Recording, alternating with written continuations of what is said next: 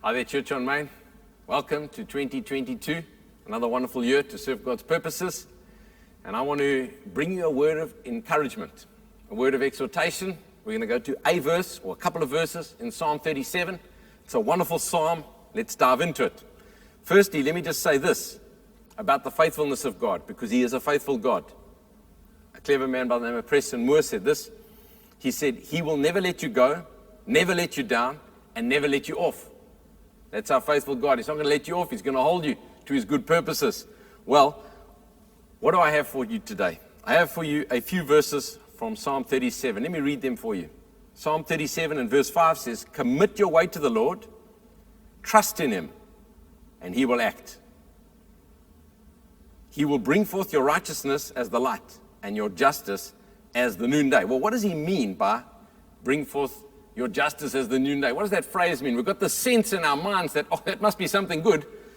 Well, Eugene Peterson, as he translates in his version, the Message, he puts it like this. He says, He will validate your life. Who doesn't want to be validated? He will validate your life in the clear light of day. God will validate your life.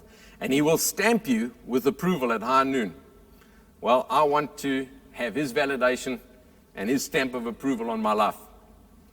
To get that, the Bible says, commit your way to the Lord, and He will act, and He will bring about what we've just read there. Well, what kind of a psalm is this? It's a teaching psalm. We don't find phrases like, oh God, the kind of prayer type psalms. We don't find phrases like, worship God, you people of Israel. We don't find those types of phrases. It's a teaching psalm. It's authored by David. It's in his old age. How do we know that? Well, verse 25 says this, I have been young and now I'm old. So it's definitely writing from his old age. He's reflecting on his life. And he's talking about the long journey, because he's saying, I was young, but now I am old. He's talking about the whole length of the journey.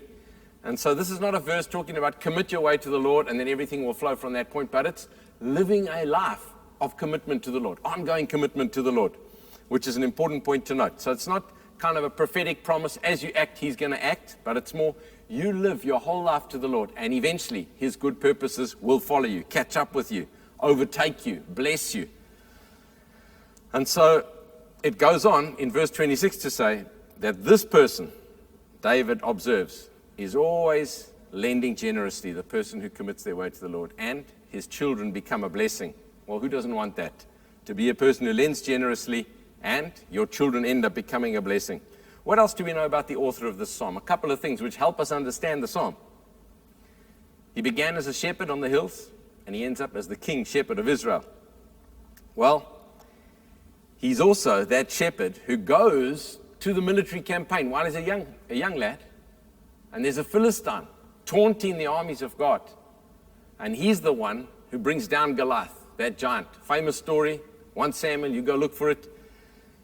He's that one, David, and he's now reflecting on his life. I was young, now I'm old. So who is this David? What did he face in his lifetime? Well, he faced a lot, because in the psalm, he's focusing on the impact of looking at the wicked prospering, looking at the wicked attacking you, coming against you, people around you. Well, David faced all that stuff. He faced it. He dwelt as a fugitive from his own king, and yet fighting Israel's battles.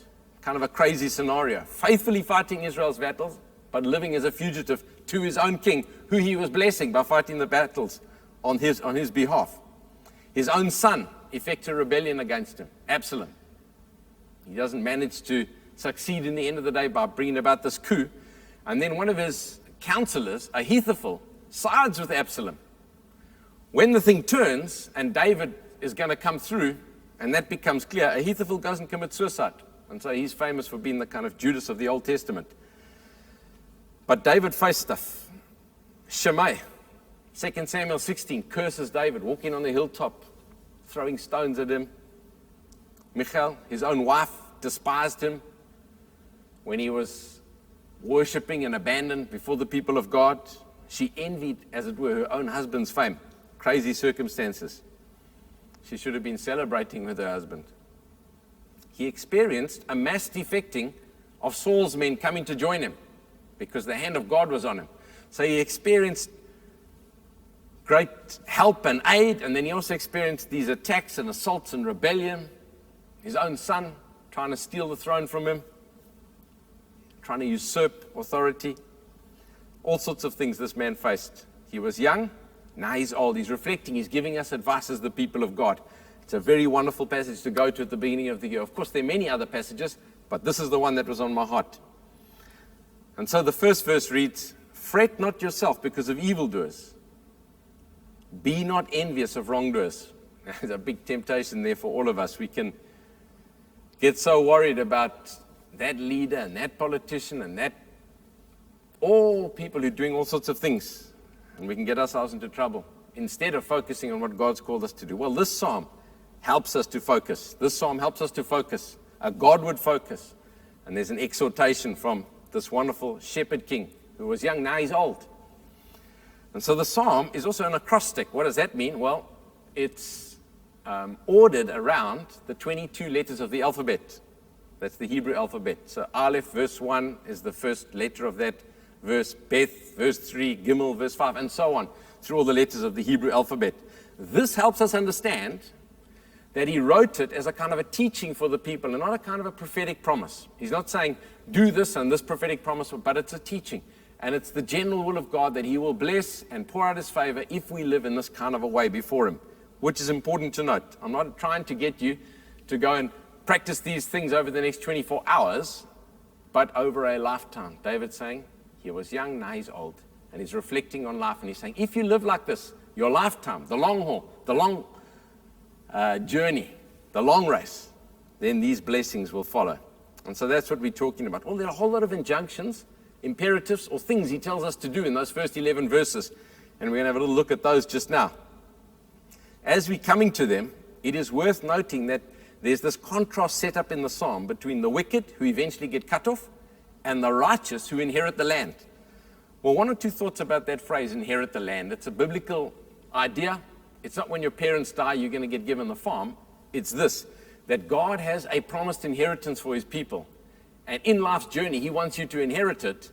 And the way you inherit it is by fighting God's battles that he's called you to fight and living his way. And then he enables you to inherit the land. So it's that idea. Obadiah, which is only one chapter, as the prophet Obadiah prophesied, in verse 17 talks about the fact, and the second half of the verse, and the house of Jacob will possess their possessions or inherit their inheritance. And so it's this idea of, if you live in God's purposes, you will eventually live in all the things he's destined for you to live in, all the blessing he's destined for you to have. And it's that which we're focusing on. So in this psalm, 5 occasions, David talks about the righteous inheriting, and on 5 occasions he talks about the wicked being cut off.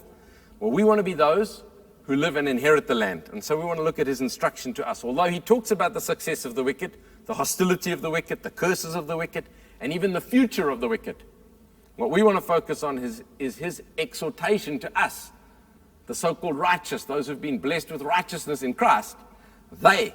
How are they going to be blessed? Well, he gives us all these little bits of instruction. And in the first 11 verses, they come out. And then another few down the rest of the psalm. So he says, fret not. He says, trust in and do good. He says, befriend faithfulness. He says, delight yourself in God. He says, commit your way to God. He says, trust in him. He says, be still and wait patiently. Wait patiently. That's a big key. Refrain from anger, he says. He says, turn away from evil in verse 22. And in verse 34, he puts it like this. He says, wait for the Lord and keep his way, and he will exalt you to inherit the land. Wait for the Lord and keep his way. Stay in his way. Keep his way. Hold to his way, in other words. And he will bless you. Well, you may be asking, well, when will God act? Commit your way and he will act. When will he act? When will he act, Thomas? Well, 1 Thessalonians 5:24 says this. He who calls you is faithful. He will surely do it. He's faithful. That I can say, he's faithful. 1 Peter 5.